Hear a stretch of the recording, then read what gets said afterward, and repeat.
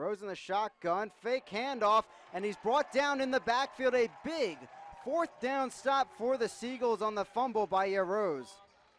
So Yarrows, it's been the tale of two different quarterbacks today. Obviously had the great throw running to his right, and throwing down the field to make the connection. He had the one towards the left on the comeback route, but then makes the mistake of the fumble on fourth down. You just got to take care of the ball and try and get the first down, run it if you have to. Obviously with the triple option, you have different ways of getting to that first down marker, but a mistake there by Yarrows that cost them the ball. And Salisbury will have a long field in front of them, 93 yards, but a 5-yard loss there. Big stop by the Salisbury defense, and that's a situation where you like to be deep in your own territory to start on offense. Yeah, you talk about momentum, and that's really the type of play completely back in Salisbury's favor yet again. Flag thrown, and it's going to be the third false start today for the Seagulls. False start, offense, number 82. First down. And this is where things really get rough for the Seagulls now, closer to their own end zone, and William Patterson chomping at the bit maybe to get into this backfield. Yeah, an opportunity again. Salisbury's defense got themselves in a great working spot. Now William Patterson deep in Salisbury territory. If they can come away, help your offense out. They stalled, but you can really pick them up here in this situation. 1st and 15 from their own 2. Handoff inside. Play will pause here. And a flag thrown from the near side referee.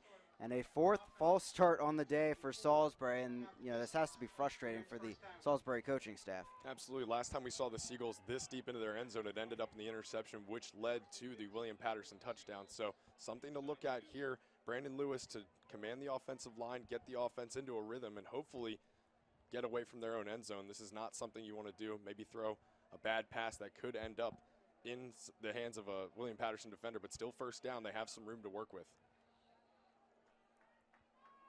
Still technically first down and 15, 2-yard line now. Handoff inside, playing it safe is Coach Johnson and the Salisbury offense. Malik Pratt with a few yards out to the 6-yard line. Yeah, you talked about it, Chris, earlier about these unforced errors here for Salisbury. Those false start penalties will make a coach go crazy at that point. Just hope a discipline plays here that you really want your players to have focused on in practice.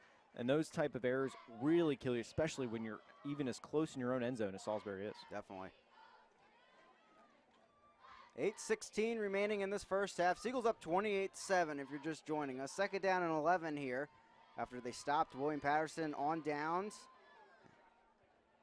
Drop back, Lewis looking. Toss across the middle here. Curley grabs it.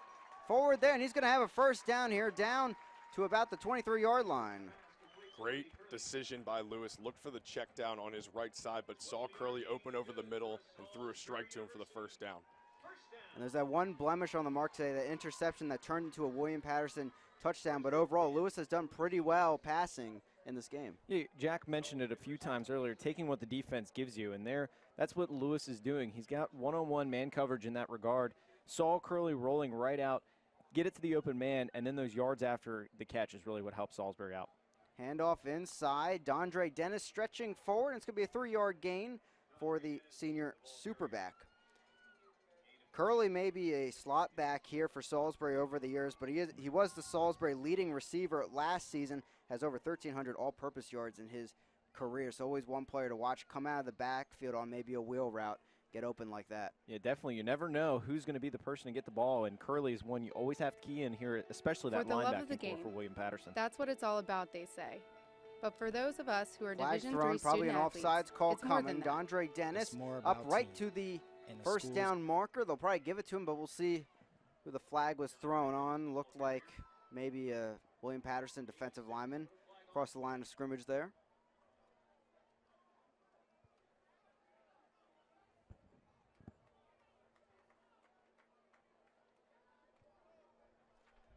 And you saw that pass by Lewis that really kick-started this drive, got them out away from their end zone, but it could be a good sign. They, Salisbury now using that pass and the big gain to get back to their ground and pound style. Indeed, a first down for Salisbury. As Brandon Samakrit with the offsides call. First down and 10 from the 33-yard line. cut back. Fowler looking for some open room, but instead brought down by 3 Pioneers, a 3-yard gain. You're seeing success from Salisbury really start to work their way on the outside. We've seen a few of the pitches start to work out, but really credit to that William Patterson defense, minus that 1 touchdown drive from Salisbury. They've really done exceptionally well in that interior front, really helping them out and forcing Salisbury to the edges. Salisbury, a lot of success going right up the middle like that in the last touchdown drive. Lewis, quick handoff. There they go again. Dondre Dennis getting the carries this drive. Nice gain there. Yeah, Drew, you mentioned the offensive front for Salisbury, and one of those key contributors obviously being Andrew Houck, number 79, the junior guard, sitting at 6'6", 330, the biggest player on this offensive line unit. So a big push from him can obviously get them some yards, and they run behind him for more often than not. Yeah, 3rd down and 2 upcoming from the 41, but a nice story, Drew, from practice. Coach telling us that the coaching staff always getting after Houck after all his mistakes in practice, maybe because he's the biggest guy out there. It always tends to be the case. You know, the biggest guy tends to stand out in that situation. Yeah. And Coach says, you know, power to him. He says he takes it like a champ as much as he gets on it. But that's what you like to see from a player, a guy who really is always ready. He's always ready when the coaches get on him, and he responds exceptionally well to that. Yeah, and has responded with the starting time this season. Ball be marked right at the 1st down marker. Might have to measure this one. And indeed they will, to bring on the markers from the sideline. William Patterson getting a bit of a breather from this triple option offense. Another player we talk about on that line being the leader, Josh Lepowski, actually the lightest offensive line member for the unit, but nonetheless the leader played center last year, moving over to tackle this year. So a good sign for Salisbury, having, you know, stronger players, maybe not as heavy, but able to lead the unit, not being as large as some of these other players. You have to be quick and definitely have that little bit of agility out there to move with this triple option offense. They measured there, and looks like it will be a bit short. And Salisbury, personnel they have out there, looks like they will be going for it on 4th down and 1.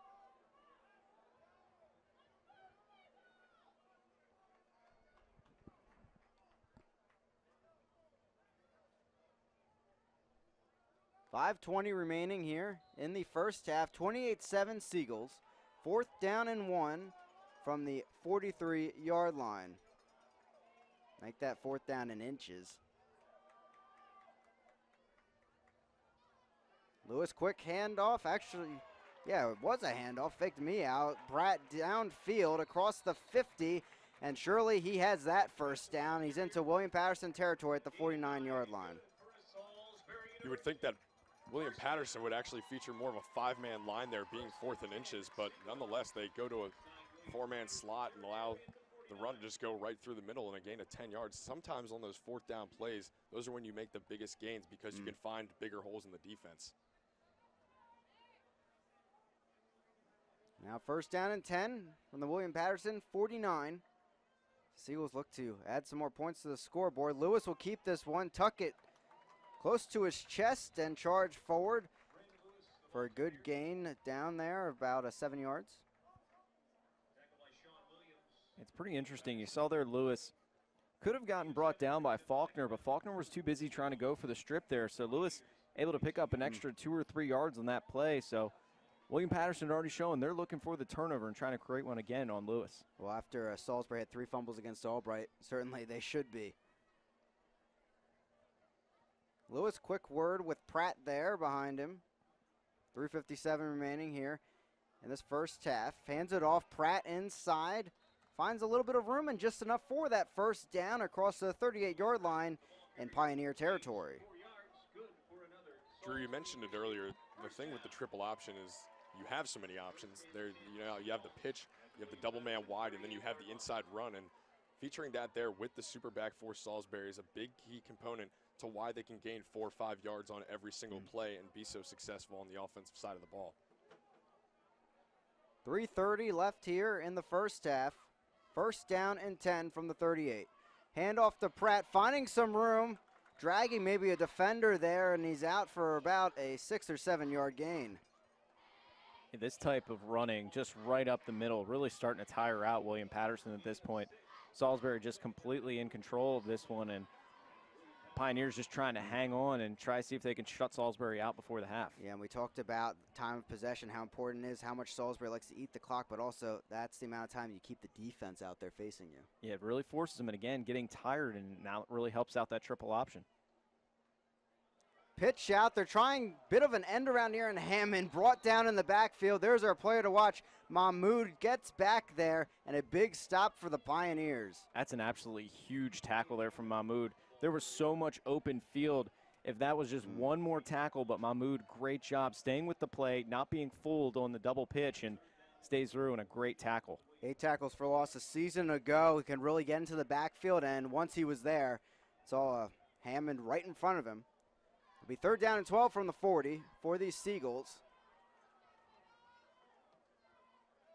Drop back, Lewis looking to his left, and it bounces just short of Roland as he went on that curl route that Salisbury likes to run, and it's 4th down for the Seagulls. As I mentioned before, I was hoping we wouldn't have to see the Salisbury punter Steindl, but we will see him here for the first time today. So the first drive for Salisbury that has not ended up in a score. Obviously, we had the interception earlier in their own zone, but the first time we will see Steindl today, the outstanding punter, as you mentioned earlier, Chris. Yeah, 38-yard average against Albright. Pinned 1 back inside the 20, pinned 9 of his 24 punts last season inside the 20. We'll see if he can do it here. On one here, that one's sailing towards the end zone, and a bit too hard on that one. Steindl didn't like that, but still, 20-yard line will be the start for William Patterson on this next drive. 2 minutes left here in this first half. How can the Pioneers get this momentum to shift now and into that second half? Well, we saw them have some success with the passing game, but that was something they haven't really gone to a lot of here with this triple option. Now, if you can get Salisbury in a little bit of pressure, because you know that defense is definitely going to be coming after you in this 2-minute situation here. If you're William Patterson, if you can come away with any points going into half, that's definitely something you can hang your hat on. We're looking to do that here. 21-point deficit for the away side. Quick handoff up the middle and immediately brought down. 2-yard gain on that.